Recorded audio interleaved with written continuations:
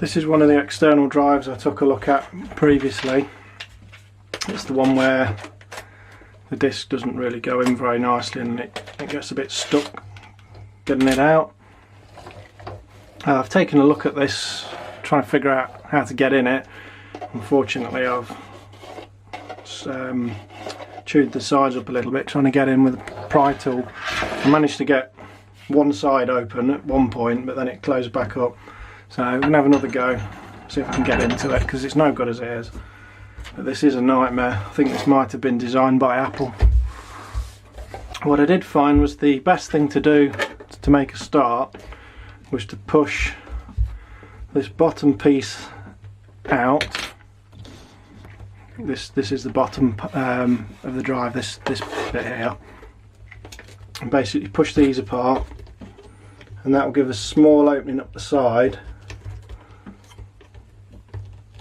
which you should hopefully be able to get one of these plastic pry things in, and I've just slid that down the side here, and you can see that's opening up nice. There's a beginning of a clip there. You need some fairly strong plastic pries to do this, and then you just basically have to slide this down and lever it down to there, and then this one do that way. So force that in, and that needs to be pried. Once that one's out of the way.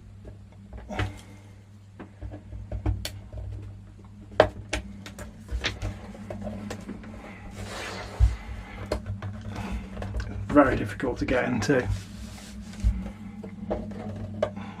So I've almost destroyed the end of this pry already.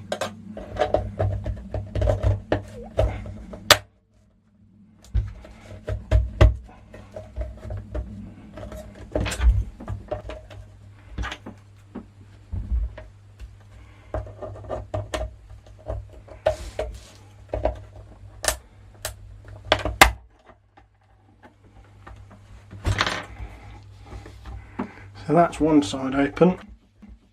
So this top, the back end, you need to pry that way. This is the underside, that's the top. You need to get in there and pry that way, and basically to some extent you can't really push that clip down because it's too big. And then this side you need to pry that way, and you can see either here there's a gap, and then there's a gap just after this bit here. So I'll try and do the same on this side, but see how it goes.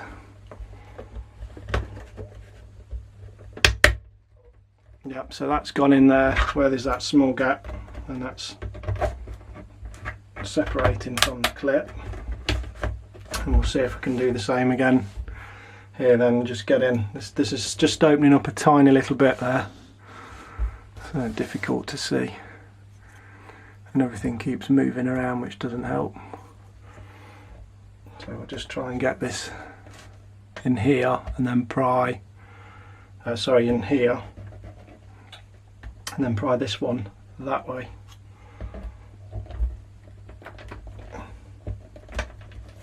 This one's proving to be a little bit more tricky.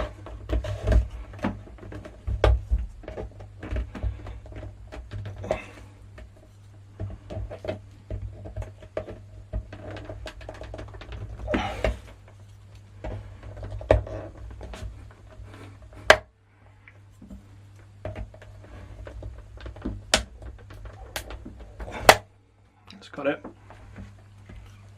So that's just a case of just a case. It's a bit of a bastard, to be honest, but you just got to get that under, and then you just need to get a bit of a lift on this bit to unhook this lip here on these tabs.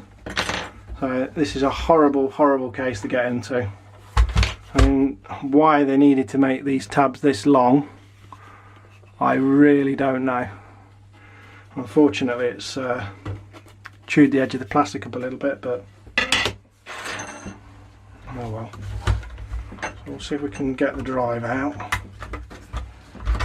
So that just lifts out of there. There's a groove that this metal sits in. And this should pull away then from the actual drive, like that. We'll see if we can get this cover off. These types of covers you usually get off by lifting these bits over these retainer clips here. And do the same. The other side, and that one's gone back on again. And if you get one side, you can usually then just hinge that away like that. This looks fairly clean. It's just a bit. The eject seems better now. Now it's out the casing. It does feel a bit sluggish going in and down into the. I don't know why that is.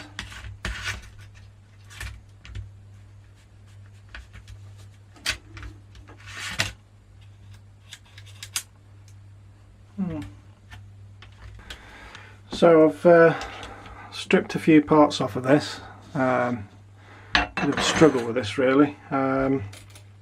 Taking the front bezel off.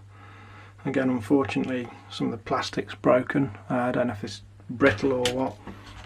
And I've basically taken the tray mechanism out, similar to the one on the internal drive. It just sits in there like that. And there's also this spring mechanism, and what this does, this goes across here.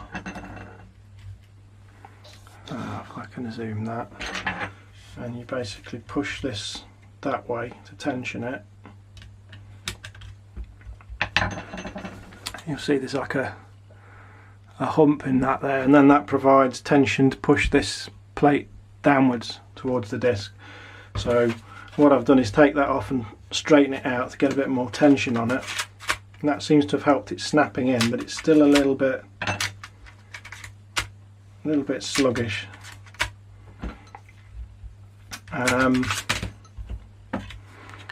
What I've found, if I take this back off again, this is like with the internal drive, you need to hold the head, slide this out and then lower the head down, because it will end up resting upon the other head, as you can see there. So got to be careful with that. But this this mechanism's got this sort of a lifting motion to it.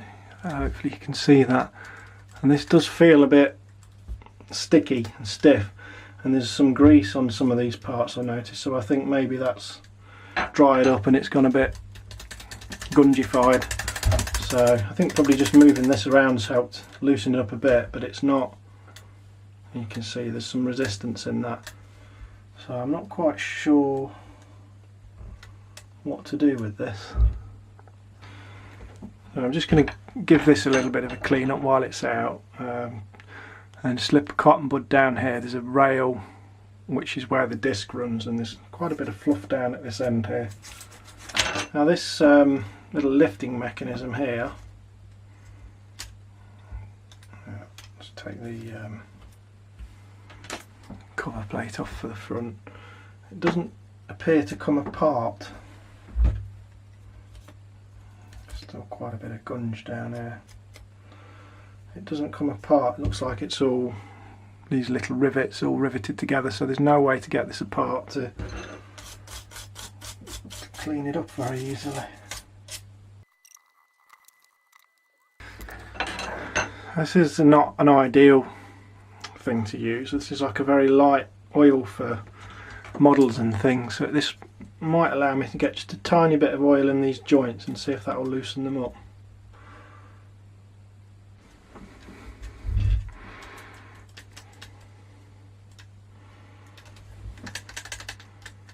Oh, that's definitely loosened that up.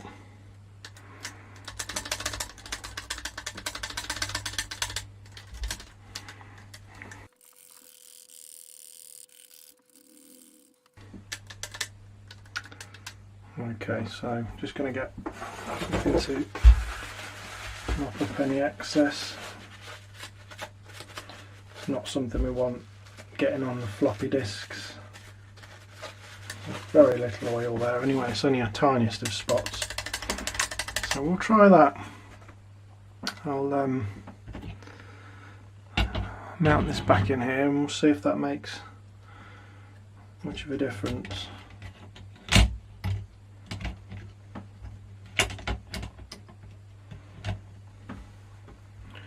I'll remount this tension spring.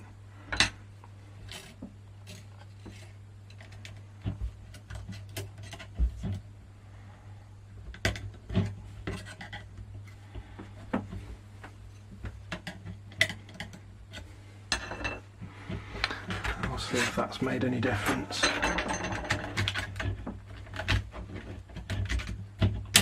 would hope if it was in the ejected position first.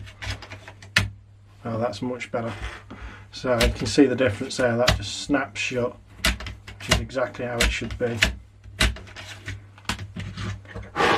So that's made all the difference.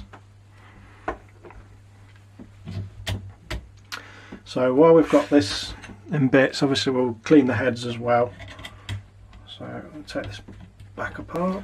Alright, so now that's out, I can release the tray again, as that's what this is. It's just basically a metal tray to hold the disc, and then we can grab another cotton bud and we'll just have a general clean around in here anyway.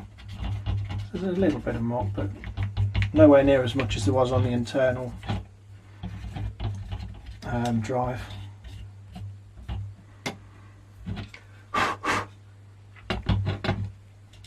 And then the heads, just put a bit of isopropyl on again and on the cotton bud. So just a small amount on that. Well, just soak it a bit really. And then again, this will just be a case of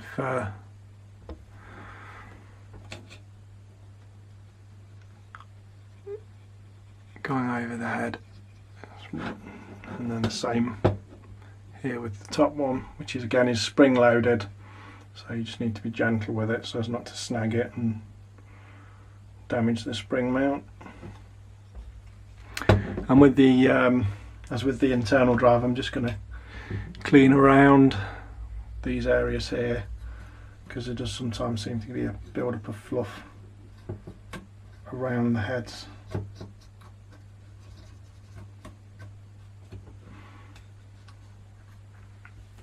And that's it, just gently lower the head back down. So that's the head cleaned, and we'll get the tray back in and together again.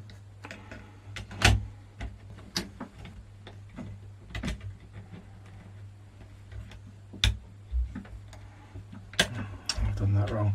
So you have to make sure that this sits underneath these little bits here, otherwise it can move around. Just check this again. It's gone into the loaded state. So again, it's got a nice snap to it when the disc goes in, and the eject's positive. You can see the disc flies out quite a bit now. So the only other thing to do, other than putting the lid on the isopropyl so that it doesn't evaporate, is try and get some of the grease off on the stepper motor here, if there is any. Again, it looks like this is dried up a bit, and we'll put some fresh on.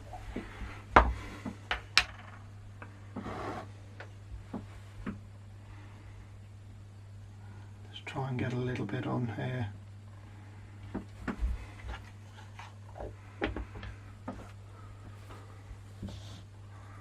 Like that, and that should get worked in when the drive is active, as long as it's in the grooves, because that's where this runs.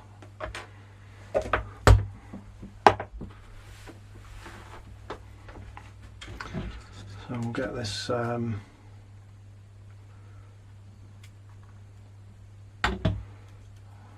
plastic thing back on now.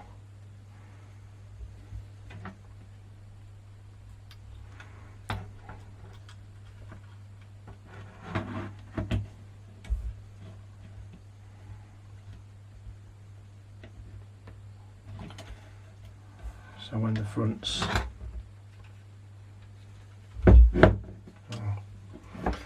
there's a little metal, if that will show, there's a little metal tab here, and this has to sit behind that, so it has to go on like that, so that this plastic part here then butts up to the back of the metal tab that's sticking out there. Otherwise the door will flap forwards. You just have to bend this as you put in it, and you just have to put a bit of a bend on the plastic to get it to go in. Not too much, otherwise it will snap. But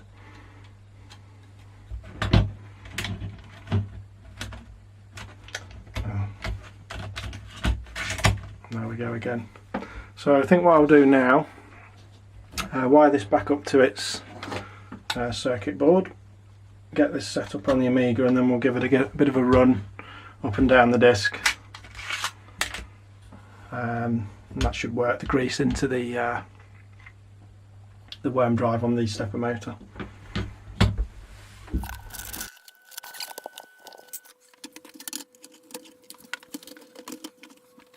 Okay, so the drive's in position.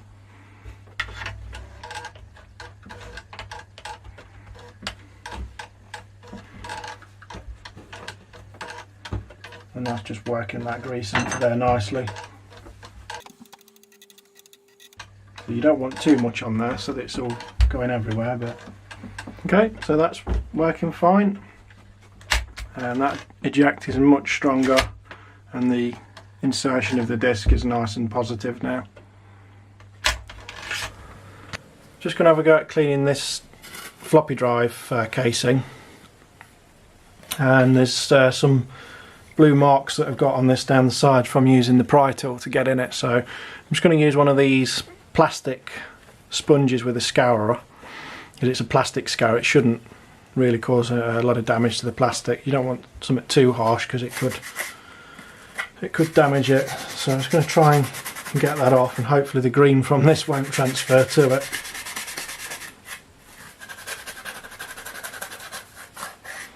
I don't want to get too much water on it either, so I'm going to leave this label intact on the back.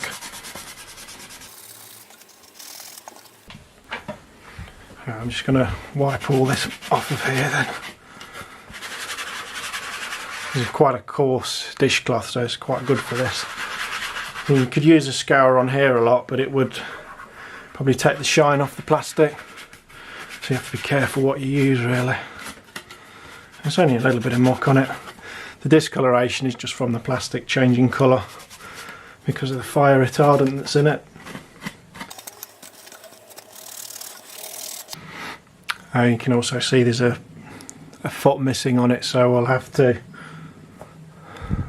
try and find a replacement for that. Any grooves on any casing like this, it's easy to just get your thumb in there, or a nail through the cloth, and just do that to get any muck out.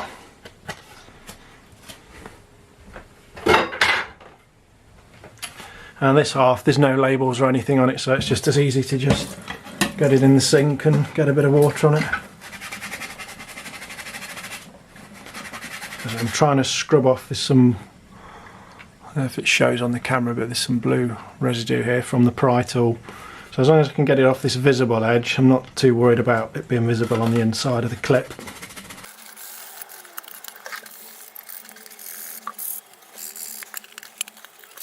So that's good enough. I'll put that to dry somewhere now with the other half. I've also got this little front bezel to clean a bit as well. I'll be careful with this because these break off very easily. So I'm just going to give that a wipe down with the cloth. And I'll also wipe, yeah, that's just broken off. That's the bit that was broken. So I'm going to have to try and glue that back on. I'll also wipe down the flap that's on the actual drive with a bit of a cloth. Just give the front a bit of a wipe. It doesn't need too much of a scrub. This drive's actually quite clean. It was very clean inside as well.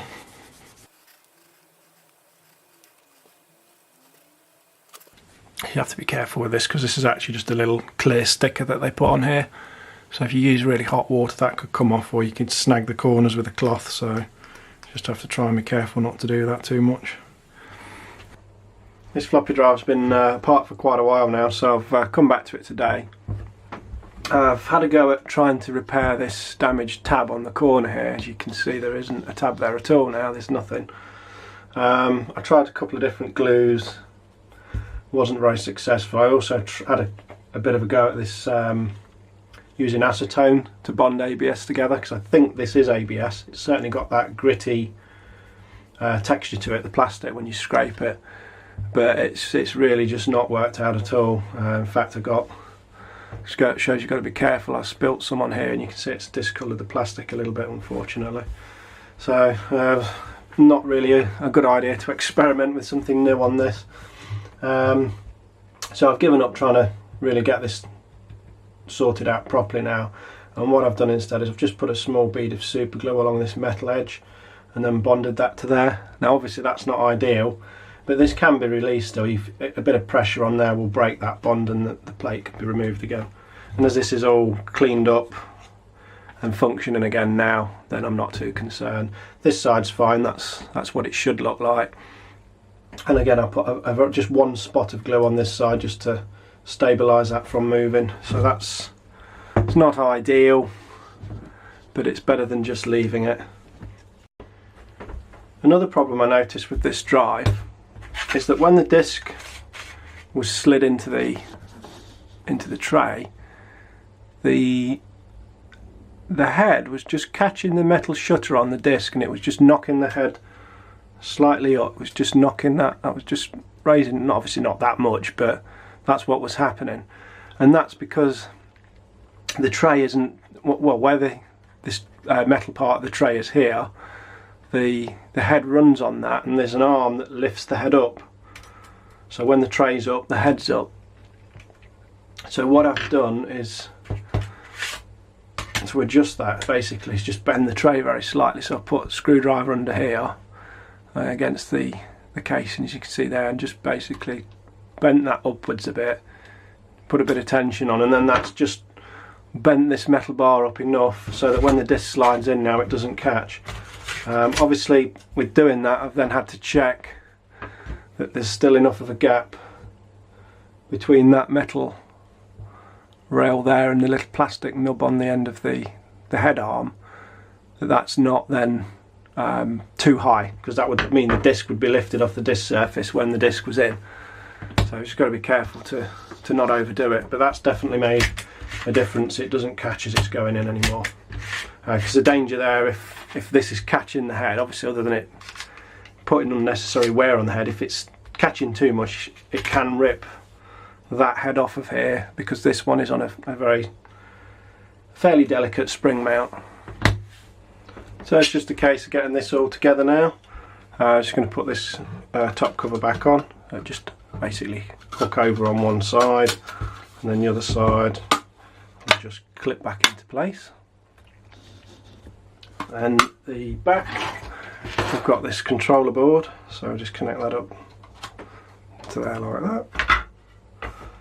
And then the bottom, I've actually managed to find a similar looking foot, and I've just used a bit of glue to glue that on, just a tiny, smallest spot of super glue, and then just a bit of pressure, because the sticky on the spare foot I found wasn't very good at all. And then just a matter of lining this plate up with a groove on the back here and dropping this into place. There's a couple of plastic little posts that stick up on this bottom half of the plastic casing, and you just have to perhaps give that a bit of a press to click it into place like you heard there. And then it's just a case of putting the top on and clicking it down, and then you'll never get into it again. Right, there we go. And there's a couple of marks still here from where I've opened it, but so this is really quite difficult to get into, so definitely wouldn't use metal tools on it. I'd just use plastic tools, because the metal will probably cause more damage. So that's another drive sorted. It's nice and clean now. It's a bit of a shame about the clip and having to just use a little bit of super glue to fix this faceplate in place, but I don't really think there's any other solution I could have done unless I wanted to start messing around again, trying to bond some new plastic or something to make a new clip. I don't think it's really worth the hassle to try and do that. This has worked fine, and the main issue of the disc not going in smoothly and not ejecting smoothly, that's now solved, and obviously the issue with the head that I discovered as well. So yeah, that's all in all, that's been a success, so I'm quite happy with that one.